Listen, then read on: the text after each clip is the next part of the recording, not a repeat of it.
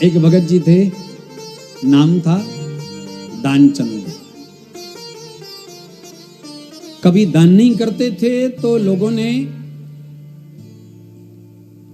उनकी स्थिति को देख करके नाम दानचंद रख दिया। आजकल व्यक्ति उल्टे बहुत जल्दी, तो दानचंद नाम रख दिया। दानचंद ने जीवन में कमाया बहुत है। पत्नी कहती है, पतिदेव थोड़ा सा है, इतने लोग गौशाला में दान कर रहे तो तुम भी कर लो। तो बोल पड़े, अब सभी कर रहे हैं तो मेरी जरूरत क्या है? जब सभी कर रहे हैं तो मेरी जरूरत क्या है? और देवी तुझे पता है मैंने धन कैसे कमाया? चमड़ी जाए दमड़ी जाने ना पाए। कोई बात नहीं, पत्नी अगर धर्म पत्नी है तो पति को एक ना एक दिन धर्म के मार्ग पर ले आएगी। एक दिन शिवरात्रि का समय आ रहा था। देवी ने कहा, पतिदेव यहां से 12 किलोमीटर दूर ही काशी में गंगा प्रवाहित होती हैं, जाओ कम से कम गंगा स्नान करके आ जाओ। हाँ ये बात तो ठीक है, परंतु देख देवी मैं पैदल जाऊंगा, बस आदि में नहीं बैठूंगा, अन्यथा कुछ देना पड़ेगा, पैसा लगेगा। स्त्री ने कहा कोई बात नहीं। अब तो सुंदर पकवान आदि बना दिए। पहले जाते थे ना तीर्थ यात्रा में, घर से बना के ले जाते नाश्ता। बहुत सुंदर यात्रा होती थी। देवी जी ने सुंदर प्रसाद बना दिया, लेकर के जा रहे हैं। पहुंच गए काशी।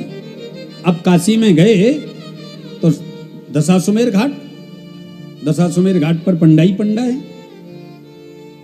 अब पंडा जी के पास जाएंगे तो कुछ ना कुछ मांग लेंगे। काशी में गंगा के 80 घाट हैं। एक एक घाट पर घूमे, सब जगह पंडा दिखाई दिए। तो दानचंद जी ने सोचा क्या करूं, तो पहुंच गए शमशान घाट। चलो यहां तो नहीं होगा, लेकिन भगवान भी बड़े कौतुकी है। काशी के राजा कौन है? भोलेनाथ। भोलेनाथ ने कहा अच्छा फंसा, ये देना नहीं चाहता हो, मैं लिए बगैर छोड़ूंगा नहीं। मणिकर्णिका घाट है काशी में, जहां 24 घंटे शमशान जलती। भगत जी गए, सामान रखा और जाकर के चारों तरफ देखा, कहीं पंडा नहीं दिख रहा था, तो तुरंत जाकर के डुबकी लगाई। और जैसे ही डुबकी लगा करके बाहर निकले तो सामने पंडा जी को पाया। कौन हो तुम? कहां से आए हो? सेठ जी मैं पंडा हूं। पंडा? यहां क्या कर रहे हो? पंडा जी ने कहा महाराज मैं यहीं रहता हूं। भगत जी कहने लगे राम रे राम, महाराज पंडा जी तुमने शमशान को भी नहीं छोड़ा, अरे कम से कम यहां तो। पंडा जी ने कहा सेठ जी हम तो संतोषी ब्राह्मण है, यहीं पड़े रहते हैं, और कभी कभी आप जैसे भक्त आते हैं तो एक एक वर्ष के खाने की व्यवस्था कर जाते हैं। दानचंद जी ने कहा राम रे राम, 1 वर्ष? मैं 1 वर्ष नहीं। पंडा जी ने कहा तो 1 महीने की? बोले नहीं महाराज। अरे 1 दिन की तो करोगे? बोले वो भी नहीं। संकल्प तो करना पड़ेगा। तीर्थ में आए हो, तीर्थ का फल तो तभी मिलेगा जब तीर्थ में सेवन करने वाले ब्राह्मणों को कुछ ना कुछ दोगे। संकल्प करो। भगत जी ने कहा बड़ा चक्कर है, शमशान में भी नहीं इसने छोड़ा। चलो कोई बात नहीं, मैं भी तो कोई कमजोर थोड़ी हूं, अंगुल का हूं, उल्टा पता बता दूंगा, बोल दूंगा उधार कर देते हैं महाराज। अंजलि में जल ले लिया, महाराज मैं 1 आना दूंगा, और देखो अभी नहीं मैं लाया, उधार है, आप घर पधारना, अवश्य देंगे। रहते थे अंगुल में, और पता दे दिया कहां का? संबलपुर का। हाँ संकल्प करके आए, लेकिन भगवान तो बड़े कौतुकी। यहां पर भगत जी आए, थके हुए थे, जाकर के विश्राम करने लगे। इतने में किसी ने दरवाजा खटखटाया। भगत जी दरवाजा खोलो। देवी बिचारी भोली भाली गई, दरवाजा खोला, देखा तो ब्राह्मण देवता खड़े हैं। तुम्हारे पतिदेव काशी गए थे, स्नान करके आए, संकल्प करके आए 1 आना देने का, उनको कहो पंडा जी आए हैं। पत्नी गई, बोल पड़ी महाराज काशी से पंडा पधारे, आप संकल्प करके आए थे, कुछ बोल के आए थे। राम रे राम, उसको इतना भी टाइम नहीं लगा, आ गया। ऐसा करो, तुम बोल दो सेठ जी तो बीमार हैं, हमारे पतिदेव बीमार हैं, इतनी दूर की ये पैदल यात्रा करके आए, अभी बीमार हो गए, जब ठीक हो जाएंगे तब आना तो देंगे। पत्नी ने कहा पतिदेव अब इतनी दूर से ब्राह्मण आया, कुछ दे दो। हे देवी तू नहीं जानती धन कैसे कमाया जाता है। अब देवी तो बेचारी पतिव्रता चली गई। महाराज क्या बताएं, हैं पतिदेव गए थे दर्शन करने, स्नान करने, पैदल थक करके आए, तबीयत खराब है, अब जब ठीक होंगे तब आना महाराज। पंडित जी बोल पड़े देवी उन्होंने संकल्प किया था वहां, और संकल्प किया तो हमारे यजमान हुए, और यजमान बीमार और ब्राह्मण वापस चला जाए, ऐसा नहीं हो सकता, यही व्यवस्था कर दो, यही महामृत्युंजय करेंगे, जब ठीक हो जाएंगे तब जाएंगे। देवी दौड़ी दौड़ी गई, महाराज वो तो कह रहे हम यही रहेंगे, यही व्यवस्था कर दो। अच्छा तो तुम ऐसा करो, रोना चालू कर दो, रोना प्रारंभ कर दो।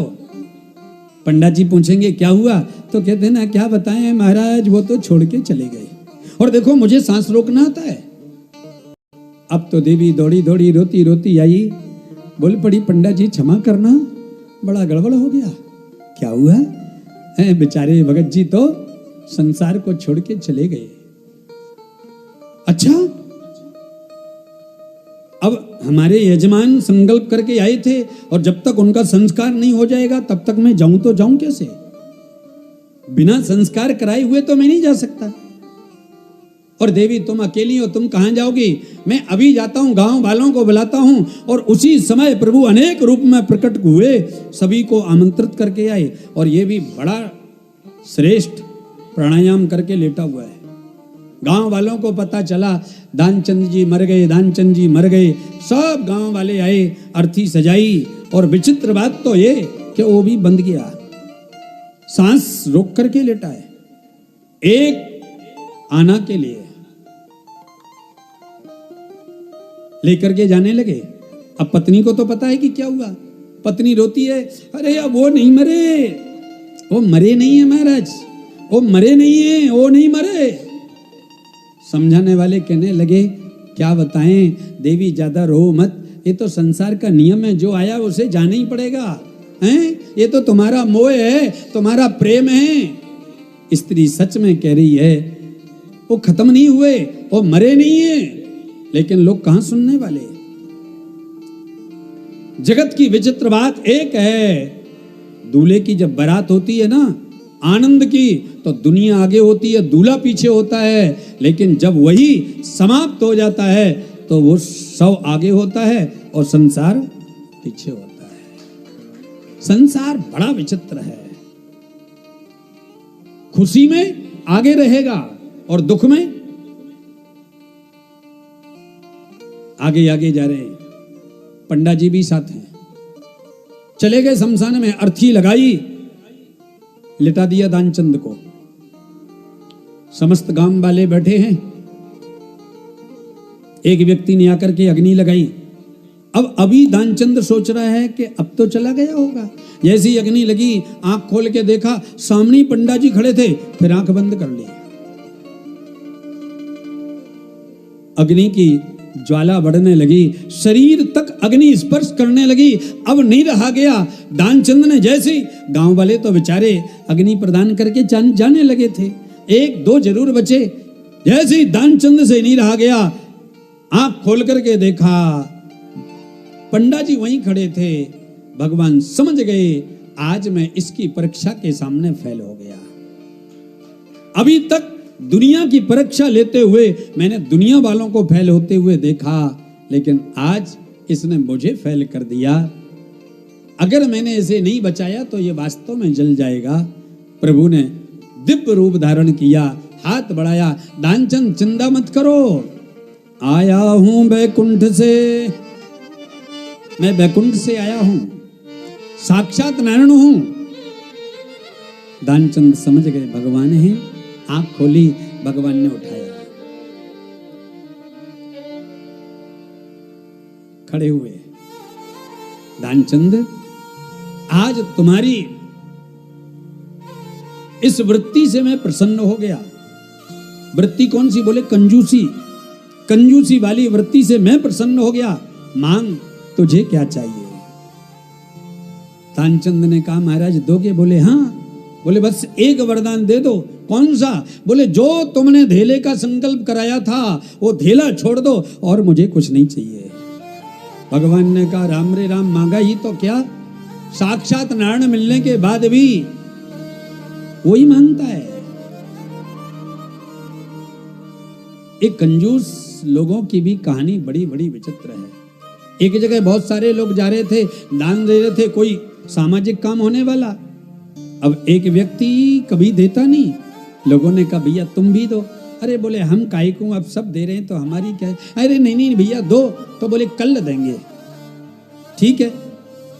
दूसरा दिन आया, चले गए तिजोरी में, पुराने जमाने की बात, चांदी का एक सिक्का उठाया, हाथ में दबाया। अब हाथ में दबा करके चले गए, लाइन लंबी थी देने वालों की, पीछे खड़े हैं, बार बार उसे देखते हैं, फिर मुट्ठी बंद कर लेते, जैसे ही आगे बढ़ते तो मुट्ठी और बीच लेते। अब तो जैसे ही देने के लिए सामने पहुंचे उसी समय हाथ खोला। अब काफी देर तक हाथ बंद करोगे तो पसीना आ ही जाएगा ना, हैं? पसीना आया, एक बूंद सिक्के के ऊपर देखी, देखने लगे राम रे राम, मैं तुझे छोड़ने के लिए रो रहा था, लेकिन आज पता चला ये सिक्का भी मुझे छोड़ने के लिए रो रहा है, ये भी मुझे नहीं छोड़ सकता है। भैया मैं तुझे नहीं दूंगा, ला करके पुनः घर पर रख लिया। कई लोग बहाना करने में बड़े चतुर हैं।